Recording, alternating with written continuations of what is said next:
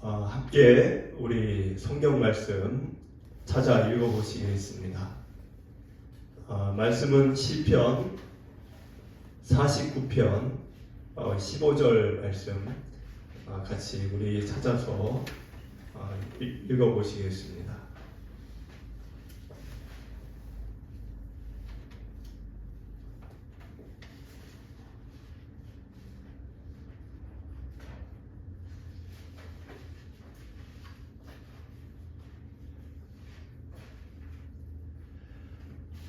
시편 49편 15절 우리 한 구절 같이 읽어 보시겠습니다.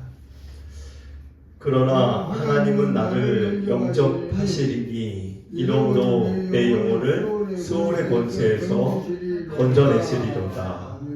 아멘.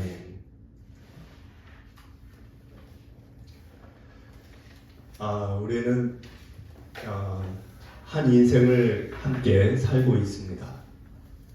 이 인류의 거대한 역사를 생각해 보면 저와 여러분들이 살다가는 이 짧은 이 인생은 정말 전보다도 작은 그런 짧고 짧은 순간이라고 생각이 듭니다. 세월이 흐르면 저와 여러분의 이름도 다 잊혀지겠죠.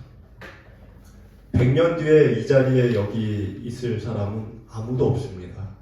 여러분이 아는 그 누구도, 또 여러분 자신도. 우리가 이 세상을 살다 갈 날이 그리 길지 않다는 거죠. 인생은 그런 점에서 무상하고 헛되고 바람같이 지나가는 순간인 것을 우리는 생각하게 됩니다.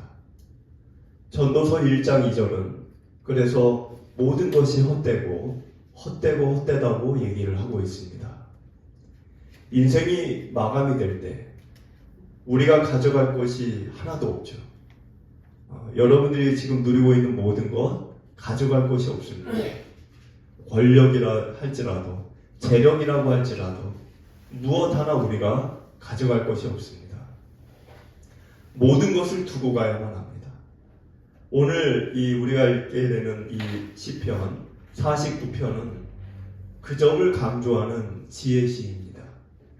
그래서 목사님들께서는 이 시편 49편을 장례식장에서 많이 이렇게 설교를 하시기도 합니다.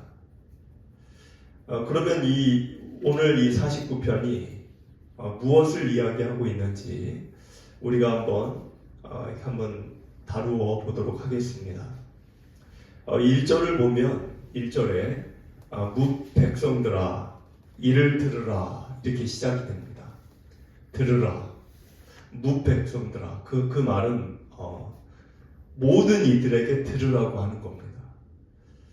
세상 모든 거미, 여기 1절에도 써 있죠. 세상 모든 거미. 누구든지 들으라는 거죠. 2절을 보니까 귀천과 빈부를 막론하고 모든 이들이 들으라는 거예요. 그러면 모든 사람들의 공통점이 무엇인가요? 빈부, 이런 귀천, 이런 거 관계없이 모든 이가 갖고 있는 똑같은 공통사, 그것은 죽음입니다. 사실 그렇죠. 아무리 세상 살 때 우리가 대단하다 여기는 분들 안 죽을 사람이 없죠. 인생은 빠르게 지나가는 기차처럼 뒤로 돌아갈 수 없는 그런 순간에 어떤 찰나로 향해 가는 그런 질주하는 인생입니다. 그런 삶에 1절은 들으라고 얘기하고 있습니다. 귀를 기울이라고 얘기하고 있습니다. 들으라고 하는 것은 귀로만 들으라는 것이 아니라 이 히브리 사람들이 말하는 들으라, 이 말은 순종에 이어지기까지 행함으로 이행하는 것까지를 포함하고 있는 것입니다. 그래서 3절과 4절을 보면 명철과 지혜와 명철을 내가 말하겠으니 귀를 기울이고 들으라고 이야기합니다. 그러면 이 지혜와 명철이 무엇일까요? 모든 이들이 죽음을 향해 가는데 그들에게 말하는 지혜와 명철이 뭘까? 그것을 우리가 5절부터 읽게 됩니다. 5절을 보면 죄악이 나를 따라다니며 나를 에워싸는 환난의 날을 내가 어찌 두려워하랴. 여기 나를 따라다니며 나를 따라라는 이 말이 원어의 의미는 발 뒤꿈치를 잡는다라는 의미입니다. 그러니까 발 뒤꿈치를 잡는 게 뭘까? 이것은 나의 원수예요. 내 원수. 내 원수가 내 삶의 어떤 이 뒷덜미를 잘 잡아서 내가 가야 될 길을 가지 못하게 회방을 하는 거죠. 근데 그 원수가 나를 애워싸는, 여기 지금 5절에 나를 애워쌌다. 그것은 나를 둘러쌌다는 거죠. 나의 원수가 나를 둘러싸는 그날이 환난의 날이라고 이야기하고 있습니다. 그 얘기는 뭘까요? 그러니까 원수가 나를 둘러싸는 날이 언제일까요? 무슨 날일까요? 원수가 왜 나를 둘러쌀까요? 원수가 나를 둘러싸는 이유는 나를 위해서 나에게 뭔가 선물을 주려고 그러는 게 아니죠. 나를 죽이려고. 그러니까 원수가 나를 둘러싼 날은 내 죽음의 날입니다.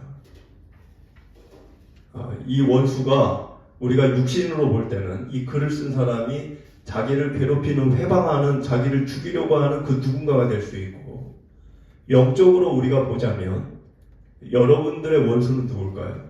마귀 권세죠. 사탄. 죄와 사망의 권세. 그 죄와 사망의 권세가 여러분을 둘러싸는 날, 여러분의 육신이 죽게 되는 날입니다.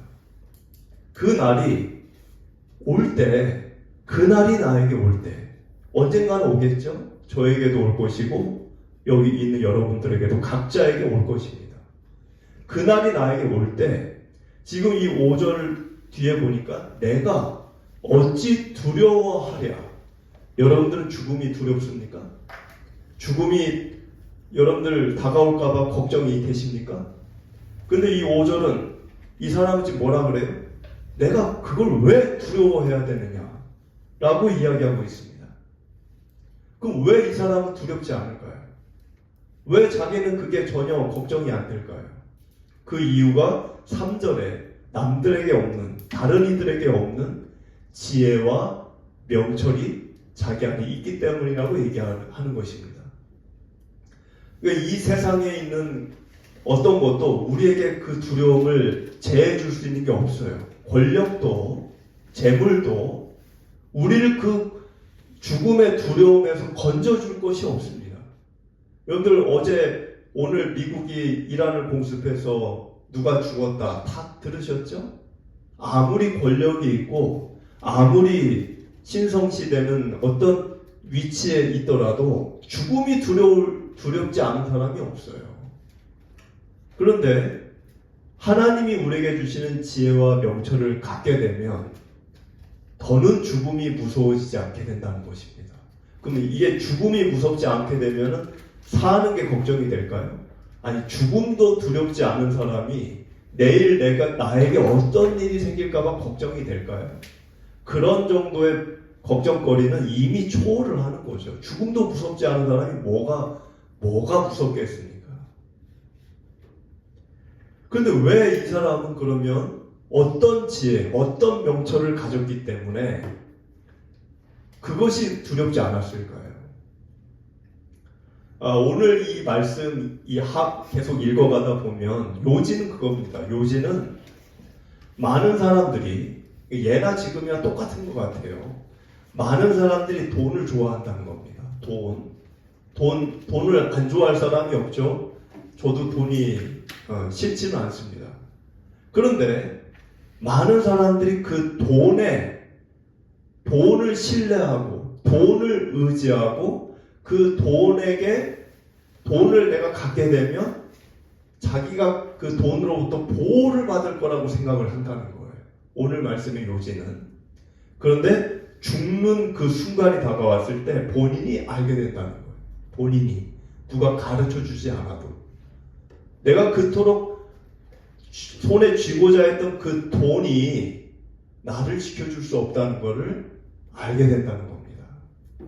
그래서 6절을 보면 자기의 재물을 의지하고 부유함을 자랑하는 자는 7절에 아무도 자기의 형제를 구원하지 못하며 그를 위한 속전을 하나님께 바치지도 못할 것은 8절 그들의 생명을 속량하는 값이 너무나 엄청나서 영원히 마련하지 못할 것임이니라.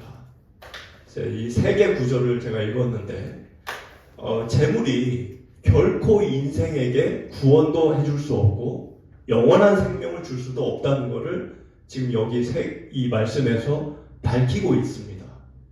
이 글을 쓸 당시에도 돈이 최고였던 거예요. 돈이면 최고야. 지금도 마찬가지고. 그런데 그 돈이 7절처럼 누구도 구원할 수 없고, 그리고 8절처럼 영생은 뭐 생각할 수도 없다는 거예요. 6절을 여러분들 가만히 읽어보면 6절에 의지하고라는 단어가 있습니다. 의지하고. 이 의지하고라는 이 단어의 이 원어 의미가 침대처럼 푹신푹신한 그런 어떤 매트리스를 바닥에 깔고 뒤로 그것을 믿고 쓰러지는 것을 의미합니다. 원어 의미가. 그러니까 돈을 뒤에다 쌓아놓고 돈 뒤에 내가 이렇게 쓰러지면 내가 안 다칠 거라고 생각하는 거예요. 나는 돈이면 든든해. 돈이면 사는데 전혀 문제될 게 없어. 이런 마음을 갖고 돈이면 내 인생 모든 게 해결이 돼. 그런 마음을 갖고 사는 마음의 상태를 지금 이 6절에서 표현한 겁니다. 그런데 그랬던 돈이 7절을 보니까 형제를 구원하지 못한다. 내가 사랑하는 사람을 구제하지 못한다는 거예요. 구원하지 못한다는 거예요. 그러면서 7절에 그를 위한 속전을 하나님께 바치지도 못한다. 속전이라는 게 뭐죠? 속전이라는 거는 대신 치르는 값입니다. 대신.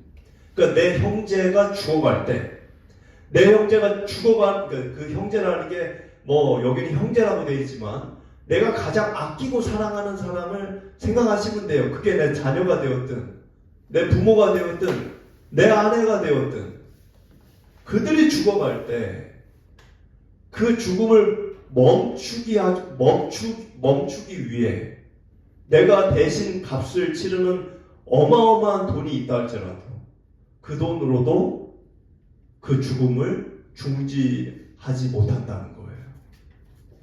그래서 8절에 왜 중지할 수 없느냐? 그 이유가 써 있어요. 8절에 그 값이 너무 비싸기 때문에. 그 말은 뭐죠? 한 사람의 죽음을 멈추기 위해 내가 돈을 내야 된다. 그러면 그 값이 엄청나다는 거예요.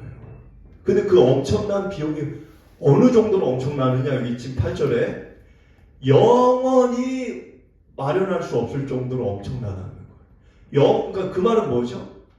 영원히 돈을 내가 모아도 여러분들 100년 동안 한 푼도 안 쓰고 돈을 모으면 그 돈이 얼마나 얼마나 될까요? 그런데 100년이 아니라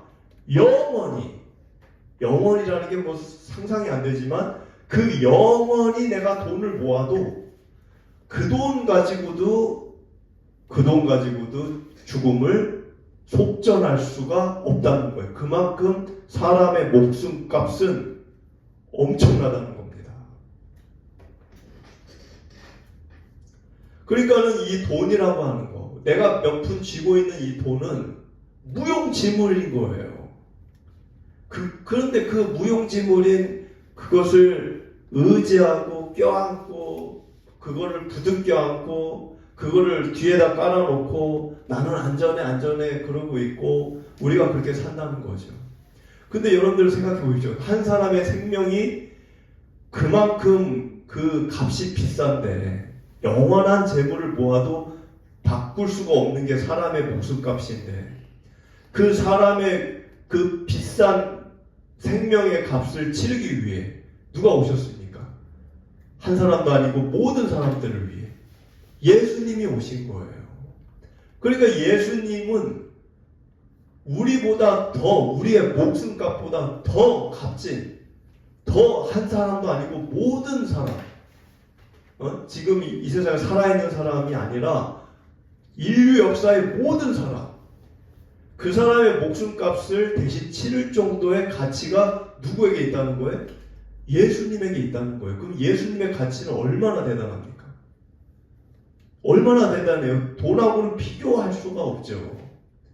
그런데 사람들은 그 엄청난 가치를 지닌 예수님이 나에게 다가오셨음에도 불구하고 그 예수님을 무가치하게 보고 돈을 쫓아간다는 거예요. 이 얼마나 어리석은 일입니까? 우리가 그 가치를 안다면. 구절을 보니까 그가 영원히 살아서 죽음을 보지 않을 것인가. 그 말은 영원히 살 사람 없다는 얘기를 반어적으로 얘기한 거죠. 다 죽는다는 거예요, 누구나. 10절을 보니까 그러나 그는 지혜 있는 자도 죽고 어리석고 부지한 자도 함께 망하며 그들의 재물은 남에게 남겨두고 떠나는 것을 보게 되리로다. 그러니까 지혜 있는 사람도 또 어리석은 사람도 세상 그 어느 누구도 다 죽고 재물은 남에게 주고 간다는 거예요. 뭐 그렇겠죠. 뭐 죽으면 뭐 내가 그걸 가져갑니까? 여러분들 수위에 주머니가 없다는 말 아시죠? 수위에 주머니가 없어요. 죽음 뒤에 가져갈 게 없어요. 인간은 사실 태어나는 순간부터 죽어가는 겁니다. 우리가 갓 태어난 아기를 보면은 아기가 얼마나 이뻐요. 그리고 그 아기가 성장하는 것 같이 보이지만 사실은 그 아기는 태어나는 순간부터 하루하루 죽어가는 겁니다. 하루하루의 생명이 단축되어 가는 거예요. 그래서 저와 여러분들은 이 나이까지 온 겁니다. 살면서 우리가 많은 것을 이루고 또 누리고 하고 그러면서 살지만 잠시라는 거예요. 영원한 소유가 아닙니다. 잠시 사용하다 가는 거예요. 내가 그걸 가져가는 게 아니니까 그냥 사용하는 거예요. 소장이 아니에요. 그냥 사용할 뿐입니다. 허무하고 유약한 우리 실존의 모습이고 또 그토록 열심을 내어 추구하는 것들, 그것들이 사실은 덧없는 것들이 많다는 것을 우리가 알게 됩니다. 11절을 보면 그러나 그들의 속생각에 그들의 집은 영원이고 그들의 거처는 대대에 이르리라 하여 그들의 토지를 자기 이름으로 부르도다. 여러분들 여기 지금 단어가 세 가지가 나와요. 집이 나오고 거처가 나오고 토지가 나옵니다. 이게 뭐죠? 부동산이에요. 지금도 부동산에 대한 관심과 애정이 엄청나죠? 뭐 땅을 샀는데 아파트가 들어선다고 해서 100억, 200억 보상받는 분들 주변에서 간간히 봅니다. 얼마나 그거 좋아하시겠어요? 가만히 있다가 100억, 200억 버니. 근데 그분들 땅을 그렇게 만약에 뭐 샀든 어쨌든 집을 샀든 땅을 샀든 뭐 어떻게 하죠? 그 다음에 등기를 하죠.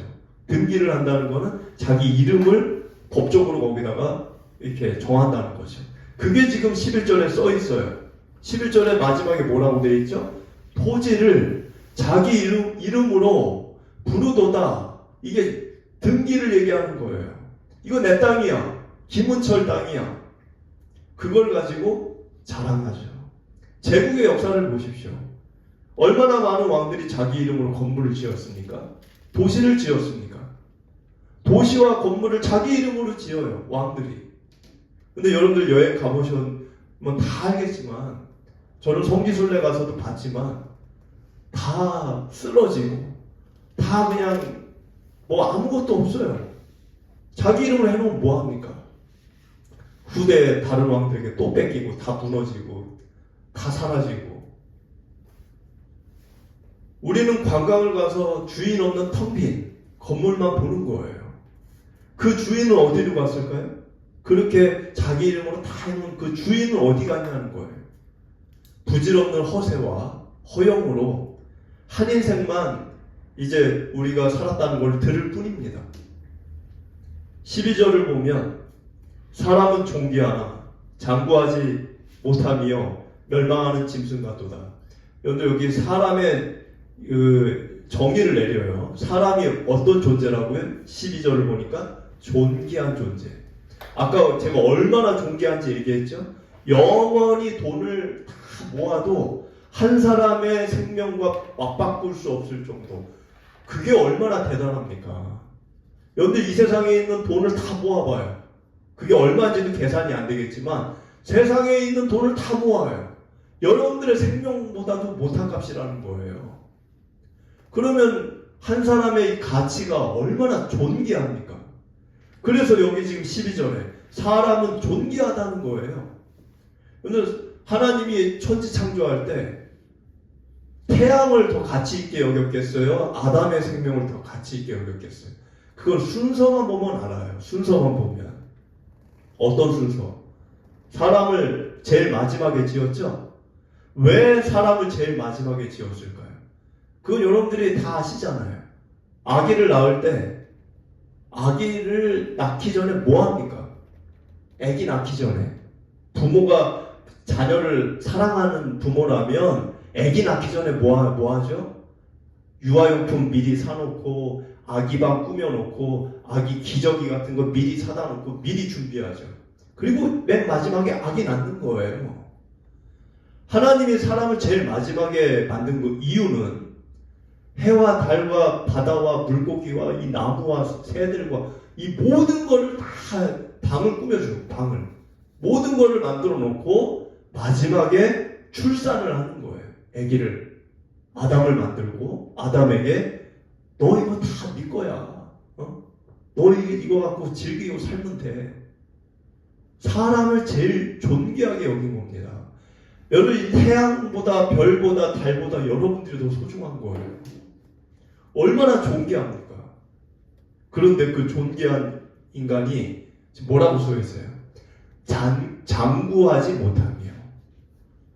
여러분 우리가 원래 장구하지 못하는 존재입니까? 아담은 죽지 않는 존재로 창조가 되어졌어요. 원래는 장구한 존재예요. 사람은 원래 죽으면 안 돼요. 원래는 장구한 존재예요. 그런데 그랬던 인간이 타락을 하고 변질이 되고 하나님을 등지는 순간 장구하지 못한 존재로 변질이 된 겁니다. 썩은 거예요. 썩지 않았던 인간이 썩어버린 거예요. 그래서 뭐와 같도다? 짐승과 같도다. 이 짐승과 왜 비교를 했냐? 여러분들 짐승은 영생이 없어요. 짐승이 천국 가고 지옥 갑니까? 짐승은 살다가 죽으면 끝인 거예요. 인간이 그렇게 됐다는 거예요. 인간이. 사람은 존귀한데 영생을 누릴 수 있었는데 재물을 취하고 지금 이 흐름을 보면 재물 얘기를 했으니까 하나님을 의지하는 게 아니라 재물을 의지하고 그거를 신뢰하고 그걸로 자기 이름을 등기하고 그러면서 짐승과 다를 바 없는 인생으로 나락이 됐다는 거예요. 13절을 보면 이것이 바로 어리석은 자들의 길이며 그들의 말을 기뻐하는 자들의 종말이로다. 어리석은 자. 성경은 돈 못 벌었다고 어리석다고 하지 않아요. 돈이 좀 없다고 내가 가난하다고 내가 꿈을 이루지 못했다고 어리석다고 얘기하지 않습니다. 하나님의 길에서 벗어나면 어리석은 거예요. 14절을 보니까 그들은 양같이 수월의 투기로 작정되었으니 사망이 그들의 목자일 것이라. 정직한 자들이 아침에 그들을 다스리니 그들의 아름다움을 소멸하고 수월이 그들의 거처가 되리라. 여러분들 여기 양이 나오죠. 양은 뭐가 있어야 됩니까? 양은 목자가 있어야 돼요. 목자 없는 양은 그 사막에서 살 수가 없어요. 뭐 먹을 게 있나? 밤에는 막 그 들짐승들이 나타나지. 살 수가 없어요. 그러니까 목자가 있어야 돼요. 그럼 목자는 이 양을 지켜야 될 의무가 있는 거죠. 보호하고. 그런데 여기 지금 그 14절을 보니까 그 양의 그 중간쯤 보면 사망이 그들의 목자라고 되어 있어요. 사망이 목자라는 이야기는 재물을 바라보면서 사는 사람들은 재물이 자기의 목자가 될 거라고 여기는 거예요. 아까 얘기했죠? 재물이 있으면 내가 안전할 거다. 내가 뭐 모든 인생의 문제가 해결이 될 거다. 그거를 믿고 의지한다 그랬잖아요. 그러니까 그 순간 재물이 자기 목자인 거예요. 하나님이 아니고 재물이 목자예요. 근데 그 재물이 알고 보니까 사망인 거예요. 알고 보니까 그 재물 때문에 내가 생명의 길로 가는 게 아니라 낭떠러지가 있는 길을 향해 가고 있다는 거예요. 죽음의 길을 가는 거죠. 목자가 꼴을 먹여야 되는데 가면서 독초를 먹이는 거예요. 가면서 독초를. 점점 자기 몸은 죽어가는데 자기 영혼은 망가져가는데 그걸 알아요? 몰라요? 몰라요. 그냥 고통과 죽음 속에 나중에 처해지는 겁니다. 그런데 14절을 보니까 정직한 자가 나와요. 14절에 정직한 자들은 아침에 그들을 다스린다. 여러분, 이 정직한 자는 어떤 사람들이냐? 정직한 사람은 하나님을 경외하고 하나님의 말씀을 준행하고 재물을 따르지 않는 자들이에요. 주님 앞에서 마음의 정직함을 갖고 양심의 정직함을 갖고 하나님만을 바라보며 사는 이들이에요. 근데 이들은 아침에 그들을 다스린다. 그러니까 아침은 뭘까요? 아침은 이 세상은 어둠이에요. 성경에서 얘기하는 거는 이 세상은 죄와 사망과 어둠, 흑암이에요. 그럼 이 세상이 아니에요. 아침이라고 하는 거는 밝은 빛이 있는 때이기 때문에 이 세상이 아니라 이 주님의 나라, 우리가 죽어 가게 될 하나님의 나라. 그 하나님의 나라는 어둠이 없습니다. 항상 빛이에요. 영원한 빛 대신 하나님이 그곳에 계시기 때문에. 그래서 이 아침이라고 하는 것은 주님의 나라를 얘기하는 거예요. 주님의 나라에 이르게 되면 하나님만을 바라보며 사는 자들은 다스리는 왕 같은 그러한 영원한 그런 기쁨을 누리게 된다는 거예요. 그런데 재물을 의지하고 재물을 목자 삼은 사람들, 그들은 14절에 그들의 아름다운 소멸, 살아있을 때는 얼마나 아름다웠겠어요. 좋은 옷 입고 좋은 집 살고 좋은 것 누리고 그걸 자랑하고 의지하고 신뢰하고 했는데 그것이 주님의 나라에 이를 때는 다 소멸되고, 그리고 수올은 영원한 죽음의 곳이죠. 거기가 그들의 거처가 된다는 거예요. 재물에 취한 자들은 음부에서 고난에 처하게 될 때 그렇지 않았던 정직한 자들이 왕과 같은 권세를 누리고 다스리는 것을 보게 된다는 거죠. 그리고 그들의 아름다움은 소멸이 되어지고 내세에서 불행과 치욕 속에 그렇게 살게 될 것이라고 말하고 있는 것입니다. 15절을 우리 보면 그러나 하나님은 나를 영접하시리니 이러므로 내 영혼을 수올의 권세에서 건져내시리로다. 아까 이 저자가 죽음을 두려워하지 않는다 그랬죠. 그 이유가 15절에 있습니다. 왜? 내가 죽으면 하나님이 나를 영접해 줄 거라는 것을 확신했어요. 하나님이 나를 영접해 줄 것을 확신했기 때문에 죽음 너머가 전혀 두렵지 않고 오히려 그것이 기다려지고 오히려 그것이 다가오기를 바라봐지고 그것을 꿈꾸고 소망하고 있었다는 겁니다. 왜? 아까 14절에 써 있었잖아요. 아침에 내가 아침을 맞이하게 될 것이다. 죽으면. 그리고 왕같이 내가 다스리게 될 것이다. 주님은 나를 영접해 주실 것이다. 이거를 믿었다는 거예요. 이 믿음이 약한 사람, 이 믿음이 흐려진 사람, 이 믿음이 없는 사람은 죽음 앞에서 불안하고 두려울 것입니다.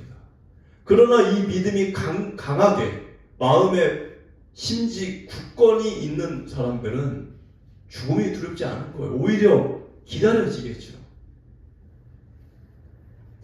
예수님은 우리가 생명이 다하는 그 순간 우리 앞에 나타나셔서 신랑으로 나타나셔서 우리를 신부로 저 주님의 나라로 영접해 주실 것입니다.